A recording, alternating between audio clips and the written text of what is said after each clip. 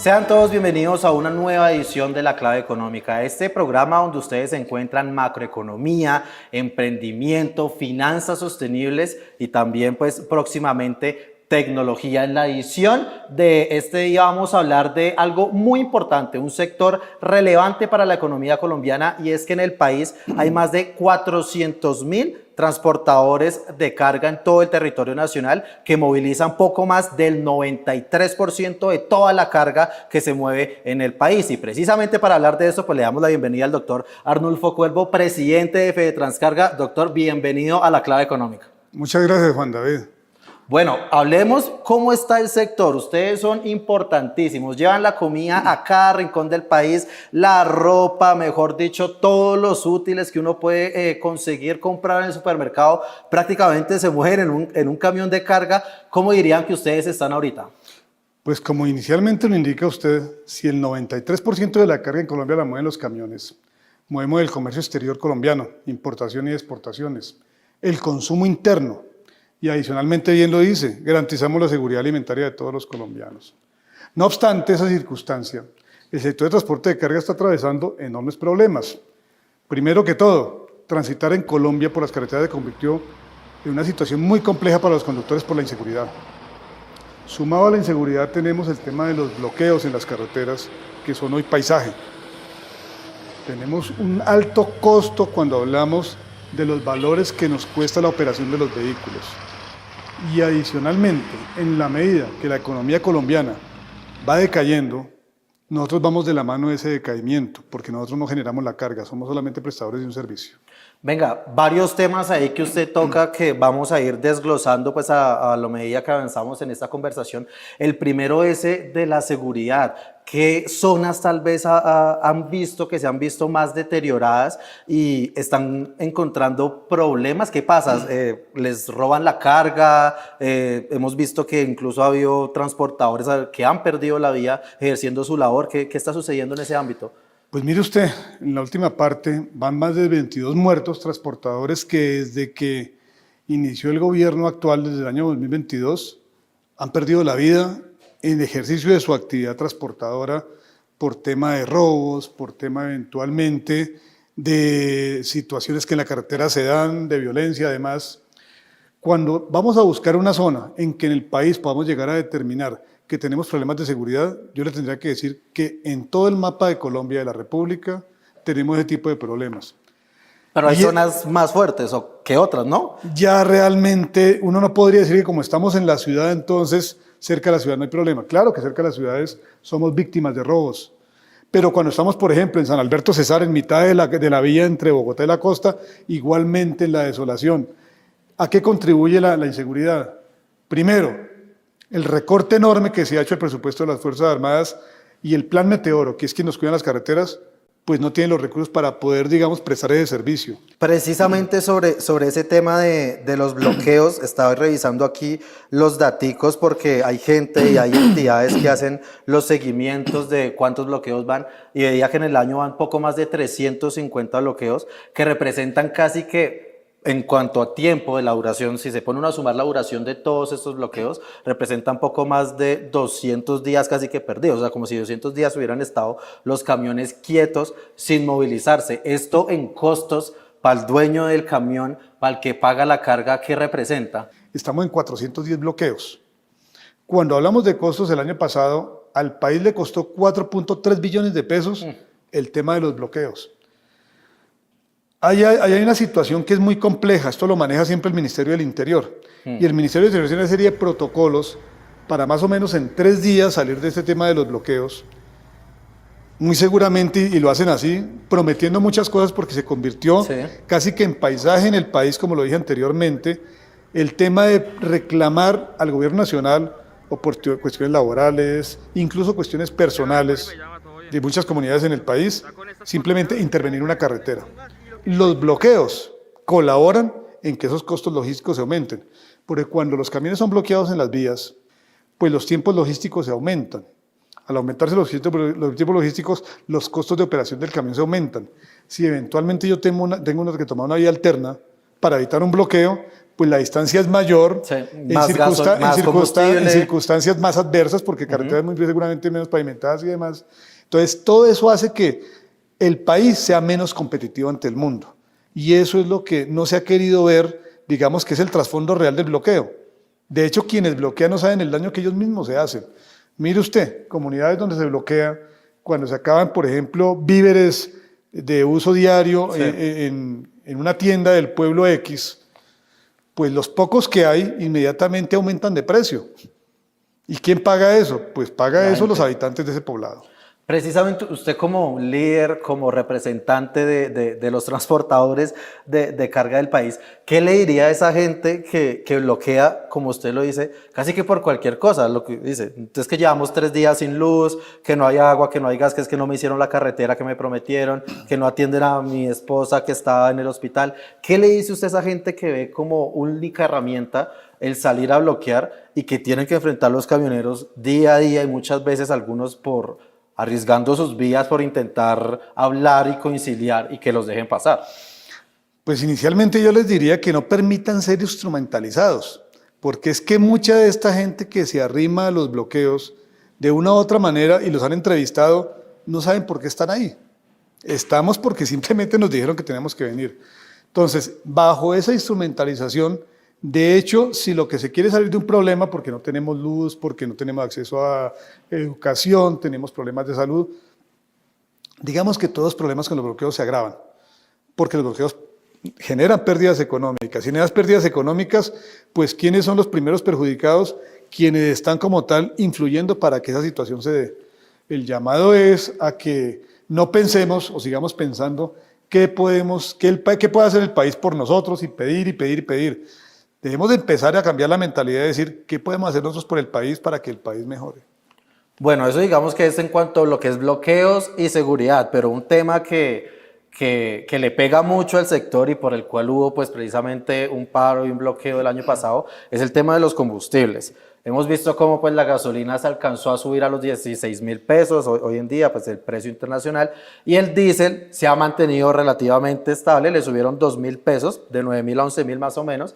Precisamente lo que dice el gobierno es para no afectar a los transportadores de carga y que se incrementen los precios de los bienes que transportan y demás. ¿Cómo están viendo ustedes esa discusión con el tema de los combustibles? Porque el ministro de Hacienda ha sido enfático en que hay que subirles. No van a empezar con los transportadores, pero en algún momento tocará pagar el galón a los 15.000. Y yo le quiero dar este dato. Es que el 97% del diésel que se consume en Colombia, ¿cierto?, es refinado en Cartagena y en Barrancabermeja. ¿Qué significa eso? Que al final del día, cuando se habla de subsidios, porque se está hablando es que hay un subsidio de inflación de precios, es que yo comprara el diésel fuera del país a un precio mucho más alto, lo trajera a Colombia y esa diferencia de precio, porque en Colombia lo vendo más barato, sería un subsidio. Sucede que aquí no existe eso. Aquí lo que sucede es que Ecopetrol dice, bajo un presupuesto de carácter estrictamente económico, es que nosotros tenemos la oportunidad de venderlo en el Golfo de México a 16.000 pesos. Sí, Y lo vendemos en Colombia a 10.000. Y eso es lo que llaman un subsidio. Y entonces yo le pongo un ejemplo. Y aplica lo mismo. Una taza de café aquí en Bogotá vale 4.000, 5.000 pesos. Esa misma taza de café en la Quinta Avenida de Nueva York puede valer $7. Sí. ¿Será que tendríamos que vernos nosotros la diferencia a la Federación Nacional de Cafeteros de la diferencia del precio de la venta de aquí al precio de la venta de Nueva York? Porque podrían venderlo en Nueva York y no aquí en Colombia. Es que ahí también el problema es que pues el Ecopetrol es el único que lo comercializa, ¿no? O sea, es como ese ejemplo del café, hay muchos actores que venden café, entonces cada quien verá cómo lo puede hacer y si se guía o no por el precio internacional. Pero aquí, pues como es Ecopetrol el único que maneja lo que es la gasolina, lo que es el diésel, y pues como está enlistado en la bolsa de Nueva York, tiene que responder a sus accionistas, el hecho como de no venderlo a ese precio significaría casi que pues una especie de detrimento porque no está haciendo lo que dicta al mercado. Mire, Juan David, que el Código de Petróleos determina que Ecopetrol debe garantizar el abastecimiento nacional y que los excedentes podría venderlos en el exterior. Digamos que esa teoría de parte de nosotros sería aplicable solamente para tema de excedentes. Pero en las circunstancias actuales que estamos viviendo, sobre todo cuando vemos una empresa de Ecopetrol que en el año 2022 tenía 33.2 billones de utilidad y hoy estamos en 10% de esa utilidad, pues realmente no estamos diciendo, no podríamos decir que esa teoría es la que se aplica. Sí, no, porque claro. si hay un enorme detrimento y lo que pasa es que tal vez los recursos se están utilizando de una manera distinta. Entonces cuando hablamos del aumento del diésel, no estamos hablando solamente de aumentar el diésel para los camiones. Es que gran parte de la industria en el país y de hecho la parte agrícola, cuando hablamos de combinadas, tractores y demás, cuando tenemos un país agrícola, usan diésel. Entonces el tema del diésel no es un problema de los camioneros, el tema del diésel es un problema de todos los colombianos, porque en el momento que el diésel suba, en el momento en que ese incremento determine que el CICETA, que es la herramienta que fija los fletes en Colombia, obviamente también se dispare, absolutamente todos vamos a sufrir por un valor exagerado en los productos que son transportados, que ya sabemos que son casi todos.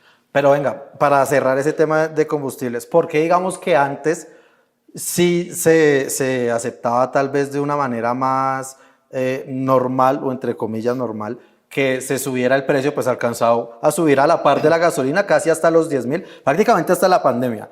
Hasta la pandemia como que los incrementos que se hicieron tanto de gasolina y diésel venían muy a la par y venían los precios muy similares y como que ya después, obvio, la pandemia pues afecta a toda la economía y de tal. Ha sido complicado que se acepten esos incrementos. ¿Qué debería suceder, y se lo pregunto a usted como líder gremial, para que los transportadores de carga digan, vea, ¿sabe qué?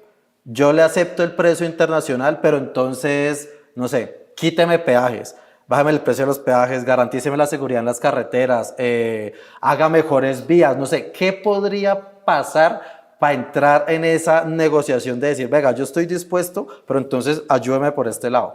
Cuando en el año 2023 crecimos al 0.6%, luego el año pasado crecimos al 1.2%, el año antepasado, perdón, el año 23 al 0.6%, el año 24 llegamos a 1.2%, y, el año 23 a 1.2%. El año pasado fue 1.7%. 1.7%. Pues estamos, después de haber venido de un crecimiento del 10.2% para el 21-22, pues definitivamente la economía ha decrecido enormemente. Y entonces, ¿qué pasa? Si yo estoy ganando dinero, pues no pasa nada porque teniendo yo en el bolsillo dinero, yo compro los productos al precio que me los vendan porque tengo cómo comprarlos. En esta circunstancia de un decrecimiento total, a pesar de que incluso se dijo ahora que uno de los argumentos para incrementar el monto de la autorretención es que la economía estaba creciendo. Pues crecimos a menos del 2%. Sí. Y entonces cuando los economistas hablan de economías en crecimiento, hablan mínimo de un 3% para que se determine que la economía está creciendo. Entonces en este orden de ideas, ¿qué necesitaríamos? Simplemente una economía activada, una economía en crecimiento y una economía que nos genere ingresos y con esos ingresos muy seguramente pagaríamos el galón de combustible de pronto más caro, de pronto los camiones mucho más caros, y todo porque tendríamos la productividad, pero en este momento que no tenemos productividad, en este momento que cuando en su momento una exministra dijo, tenemos que apuntarle al decrecimiento, lo estamos viendo hecho realidad, pues es muy complejo hablar de tener que pagar precios internacionales, porque nosotros ganamos en pesos y no ganamos en dólares. Bueno, ahorita vamos a ir a una pausa a comerciales aquí en La Clave Económica, pero vamos a hablar ahorita que lleguemos precisamente de ese impacto de esos mayores precios de los combustibles, en cuánto podría representar en los precios de los alimentos o de la ropa que ustedes mueven. Ustedes no se despeguen de la app del canal RCN.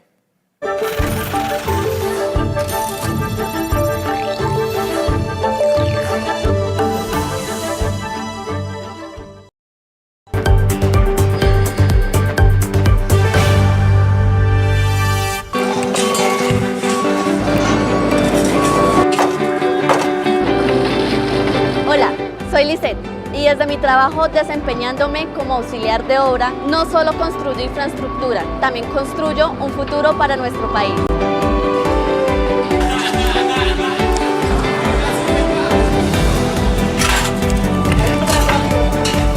Encontrémonos con la gente que trabaja por Colombia.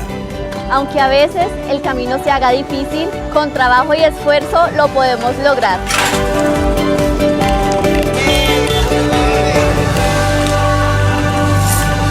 Canal RCN, más colombianos que nunca. ¿Tú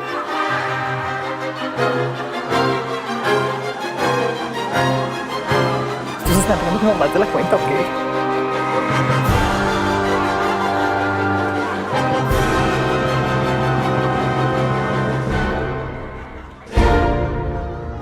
Como es de horrible cuando uno no entiende un chiste. Peor es no entender lo que pasa en Colombia y el mundo. Se te fue la mano en la sala.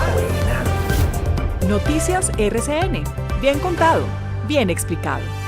La noche, ahora en la nueva señal de noticias 24 horas, disponible en la aplicación del canal RCN. Conéctese de lunes a viernes a las 6 de la tarde. Descargue la aplicación desde App Store o Play Store e ingrese a la señal en vivo de noticias RCN. La noche, periodismo de investigación, opinión y debate, con Claudia Gurizati y Jefferson Beltrán.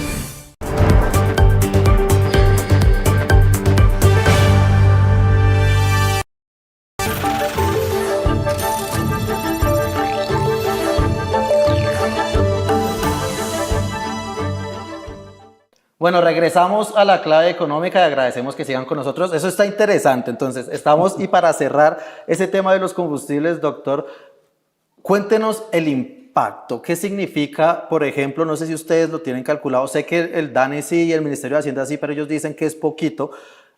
¿Cuánto representa, digamos, subir 1.000 pesos en el diésel, posiblemente, no sé, en precios de alimentos o de esos bienes los alimentos, que es lo que más consume la gente? Yo se la pongo incluso mejor. Cuando el ministro de Hacienda habla de volver a precios internacionales el diésel, como ya en su momento se hizo con la gasolina, que de hecho ya estamos pagando más precio de la gasolina en Colombia, que lo que vale es más. En Miami un galón vale $3.60. Aquí estamos por encima de los $4. Incrementaríamos los costos de operación de un camión de 40.2 a 64.5. Y en eso tendríamos que ver revertido absolutamente toda de la economía. ¿Por qué? ¿Cuánto podría ser? Yo, ¿cómo le podría explicar? Nosotros sabemos que, por ejemplo, en un tema que es alimenticio, flete.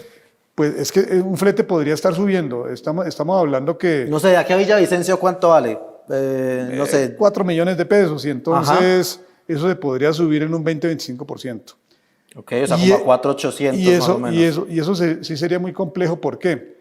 Porque cuando nosotros estamos hablando de atacar el tema inflacionario en el país, cuando nosotros estamos diciendo, vuelvo y digo, que la economía apenas viene recuperándose, pero de una manera muy lenta, pues al final del día, esas cifras de desempleo a la baja, de inflación a la baja, pues se revertirían escandalosamente, obviamente en contravía a los intereses de todos los colombianos.